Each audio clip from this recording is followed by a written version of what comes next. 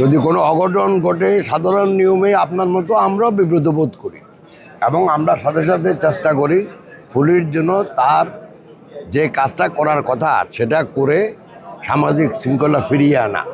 যেসব জিনিস হচ্ছে এখানে অনেকগুলো কিন্তু পারিবারিক বিরোধও আছে।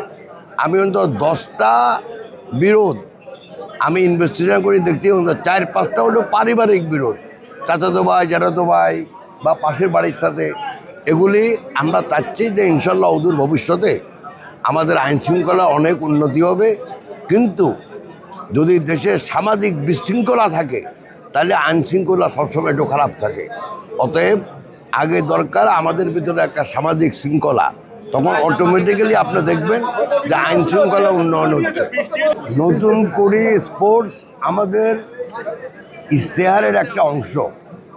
উদ্দেশ্য কি? RICL TMX, যুগের পর যুগ স্থাপনা থাকে মজবুত।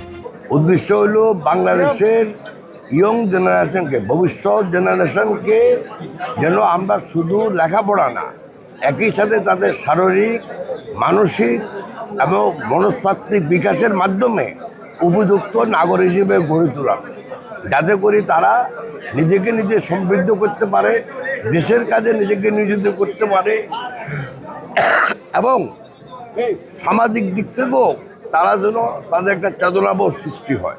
সেজন্যই আমাদের ইশতেহারে এই নতুন করে স্পোর্টসকে সন্নিবেশিত করা হয়েছে এবং সেটাই আজকে আমাদের চালু হলো ইনশাল্লাহ। পরশুরামের ইস্যুটা সম্পূর্ণ আলাদা, আমাদের মাননীয় সংসদ বলতে পারবে। ফেনী সোনাগাজীরটা আর একটু আলাদা। এটা হলো বিকজ অফ দ্য আমাদের যে স্লুইস গেট যেটা আছে, রেগুলেটর যেটা আছে, সেটা ভেঙে যাওয়াতে এই সমস্যার সৃষ্টি হয়েছে এবং সেটা এখন একনেকে যাচ্ছে। তবে ইতিমধ্যেই ইমার্জেন্সি কিছু কাজ অলরেডি করা হচ্ছে। আমি আশা করি গত বছর যা ভাঙছে তার থেকে এবার কম ভাঙবে। তার পরের বছর যখন রেগুলেটর ঠিক হবে তখন ভাঙনটা রোধ হবে। এটা তো রাতারাতি শেষ করা জিনিস না। আর পশ্চিমবঙ্গের ব্যাপারটা হলো আলাদা। পানিটা আমাদের প্রতিবেশী দেশ থেকে আসে, সেটা সমস্যাও আলাদা। ফেনী সেলুনিয়া রিভারের মতো না, তো এটা আমাদের সংসদ সদস্য বলতে পারবে।